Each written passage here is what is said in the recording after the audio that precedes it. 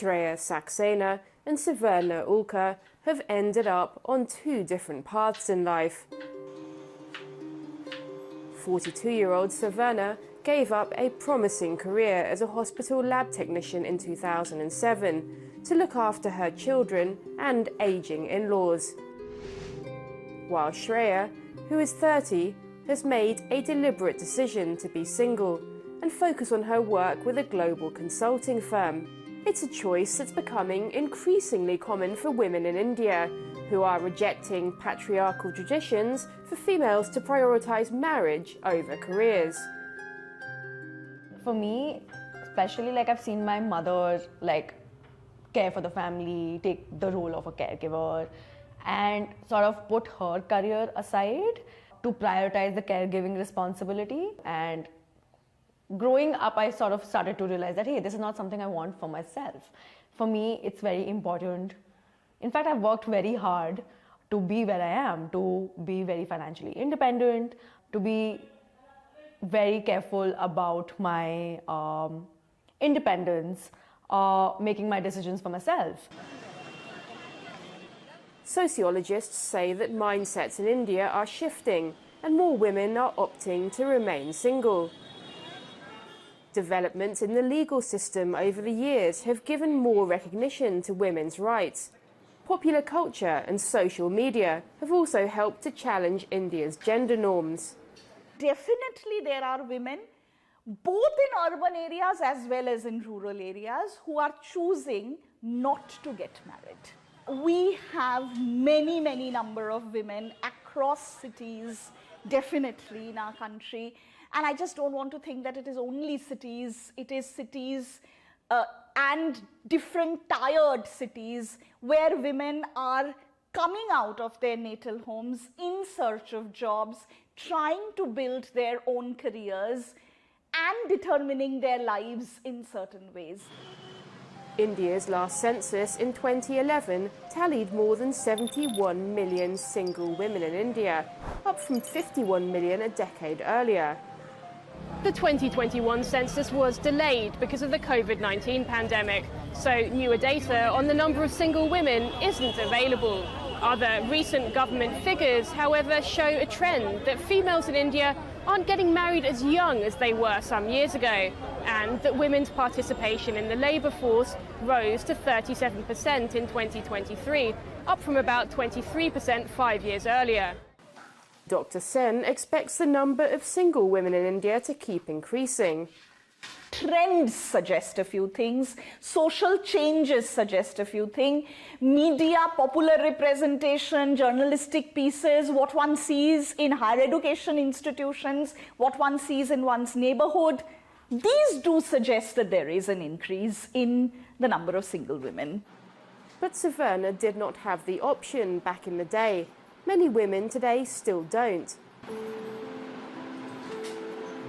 Saverna was from a humble background. Like many of her peers nearly 2 decades ago, she entered into an arranged marriage when she was 21. But her parents had always encouraged her to study hard, and after getting married, she pursued a career as a medical lab technician. She was doing well, and her husband, Dayanand, supported her decision to work. But once their 2 children came along, and with an extended family to support, Saverna had to give up her job. वैसे joint family थी तो सबका care करके job करना possible नहीं था इतने, क्योंकि मेरे सास ससुर और 2 देवर ऐसे हमारी फॅमिली थी. जे सासू सासरे वगैरे आहेत त्यांचे थोडेसे जुने विचार होते की तुम्हाला संसार जास्त महत्त्वाचा आहे, तू जॉब नाही केलास तरी चालेल पण घरच्यांची सगळ्यांची काळजी घेणं. Saverna says she had the potential to earn as much as her husband, an investment advisor. की तेव्हा जर मी कंटिन्युअसली असती तर आता माझं स्वतःचं असं चांगलं इन्कम असतं आणि अजून चांगली लाईफ, बेटर लाईफ असती. हेच, बाकी काय नाही. पण ठीक आहे, त्या एज्युकेशनचं मी मुलांना वगैरे चांगला सांभाळ करू शकते याचंच हे. पण कुठेतरी मी ह्या सगळ्यासाठी माझं लाईफ करियर ड्रॉप करावं लागलं याचं अजून सुद्धा white वाटतंच. Women today may have much more freedom, but choosing careers over marriage still comes with obstacles and sacrifice. Shreya says there is still prejudice against women who choose to be single and independent. I think definitely there's a big stigma. I feel like we still have like a long way to go, mostly because they think that women after a particular age need to be married or partnered up in a traditional marriage framework. They start to feel that, oh, there's something wrong with a woman if she's single. There is also an economic disadvantage to staying single. Women here don't earn as much as men do. Because economic independence is a minimum necessary condition for dignified life. That women have realized. The kind of life which their mothers and grandmothers said they don't want. They want to be respected within the marriage, within the family, those who are choosing not to get married. She says the reality, though, is that gender stereotypes are still deeply ingrained among employers. The World Economic Forum's Global Gender Gap Index reveals that women in India only get 40 rupees for every 100 rupees earned by men. Dr. Patel says safety concerns in a country with high rates of gender-based violence also prevent some women from going out to work. It is very 5,000 years of patriarchal control over women's sexuality, fertility and labor that is manifesting in this in a way.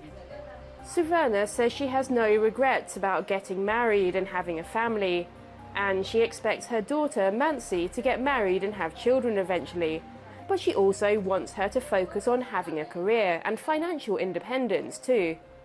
आम्ही जसं सफर झालो या गोष्टीसाठी तसं आत्ताच्या पिढीने नाही झालं पाहिजे आणि प्रत्येकातील घरातल्या प्रत्येकांची जिम्मेदारी आहे की त्यांच्या मुलांना सपोर्ट करून त्यांना त्यांच्या स्वतःच्या पायावर उभं राहायला पाहिजे. Career versus motherhood. Shreya and Suvarna's lives give us a glimpse into how changing mindsets in India are altering gender roles.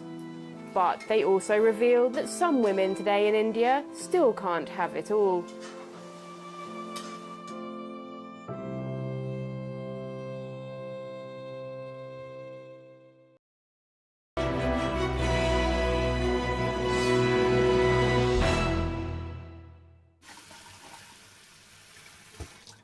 Even if domestic chores are shared equally with a partner, many wives and mothers end up doing more of the invisible work that goes into running a household.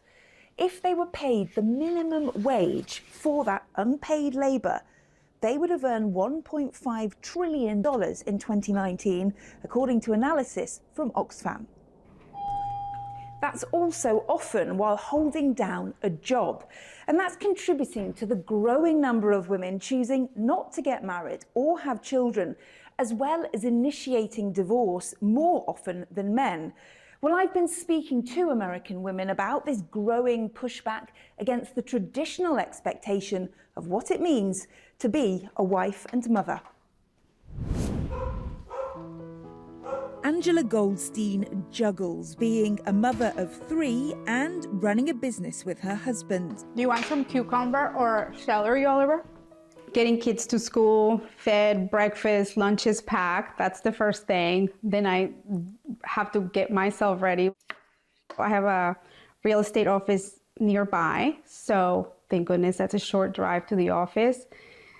Try to get as many clients, appointments, things done before it's time to pick them back up again from school. And so a school pickup, mid-afternoon. Then I try to get dinner ready, dinner prep, sports, bedtime, showers, and then I do a second round of whatever I didn't finish at work. I put everything in your drawer. But it's the invisible work that really takes its toll, according to time equality activist Eve Rodsky. After I was married, I was with 10 of my friends at a breast cancer march. These strong women started to look at their phones, and I'm looking over their shoulder and I see things like, where did you put Hudson's soccer bag? If you want me to take Johnny to the birthday party, then I need the address and I hope you left me a gift. My favorite was my friend Kate's husband. Remember, this is noon on a Saturday, and his text to her was, Do the kids need to eat lunch? And the reason why I bring the story up is because that day was my first act of resistance in my fair play journey. In the fair play system, there are 100... Since then, she's written 2 books and designed a method for helping couples to rebalance the work in their household. Women shoulder 2/3 or more of what it takes to run a home and family, regardless of whether they work outside the home. And in fact, that statistic gets worse the more money women make. That's how we know this is not a monetary issue. This is a gender issue. Karate, dentist, therapy appointment every other week. Angela says though life is busy, it's manageable thanks to the support of her second husband. But things were very different in her first marriage. I was responsible for doing everything that was related with the kids. So kids need doctor's appointments, they need dentists, they need eye doctor checkups, they need prescriptions, tutoring, coordinating rides to and from school and activities, and just like their overall well-being. I was basically making sure that that was being taken care of. And then at the same time, holding a full-time job. She ended up divorcing her first husband, something women are initiating more often than men across the world. In the US, women initiate around 69% of divorces. So what led you to instigate the end of your marriage? I actually got really sick with migraines that were coming so constantly. I wound up in the hospital for like 2 weeks, and I was misdiagnosed with an autoimmune disease. And I was started on like steroids and all these other medicines, and it turns out that it all was stress. To end my first marriage, it almost like they stopped immediately. That gave her space to make a new start with a partner willing to do their fair share. I wanted somebody in my life that supported me and that was able to carry the load with me and that would work towards becoming a better version of themselves every day. Anitza Templeton also left a marriage where she had no help domestically. Hello, welcome to Emerging Motherhood. My name is Anitza. This is a podcast meant to empower women. Formerly a so-called trad wife, she now tries to help others who want to leave that lifestyle through her podcast. A trad wife is a woman who ascribes to traditional gender roles. And so she is going to be the domestic goddess at home, do all the things, cooking, cleaning, related to the home. That will be 100% her domain. And her husband will be the hard-earning, worker who goes out and brings home the bacon. Her religious upbringing led her to seek out an early marriage as a trad wife. I birthed our 4 kids unmedicated. We did cloth diapers, homeschooling, no vaccines, all of the things. And I kept waiting for the time that I would be happy. I thought on our wedding day, I would be outrageously happy, and I kind of wasn't.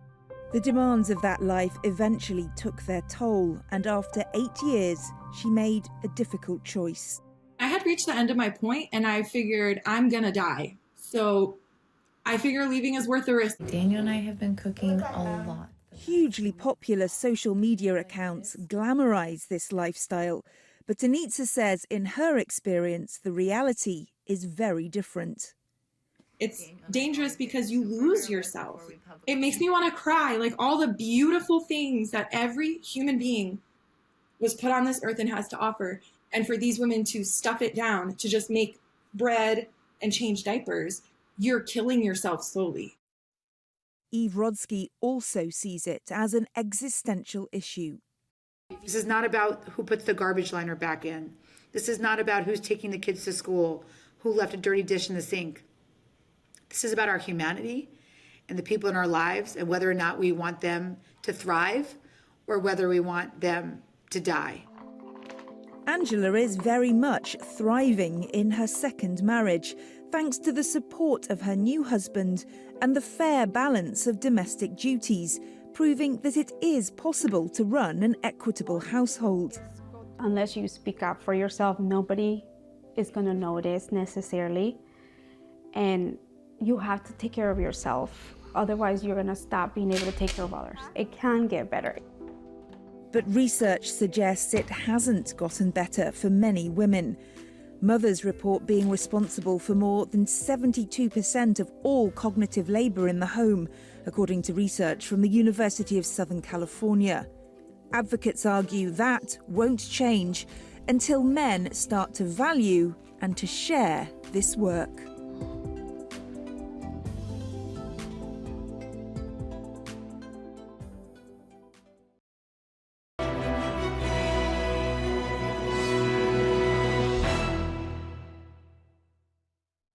Diversity, equity, and inclusion, or DEI programs, were once seen as a cornerstone of corporate and academic culture. But U.S. President Donald Trump has now ordered their removal across all federal agencies, with some surprising consequences. For one, information about women in leadership roles in STEM and in the military has either been removed or rewritten, raising concerns about the impact this erasure could have on young girls. Sometimes it only takes a spark in the center gets really, really hot to jumpstart a career in the sciences. What you're touching is similar to the sun in our sky. But left unnurtured, that flame can burn out, especially for young girls. Data shows they're increasingly interested in the STEM fields of science, technology, engineering, and mathematics. But according to the World Economic Forum, women make up just 28% of the STEM workforce. It's good to go in and out. Isabella Green is aiming to break barriers. The Yale University freshman is majoring in the history of science, medicine, and public health.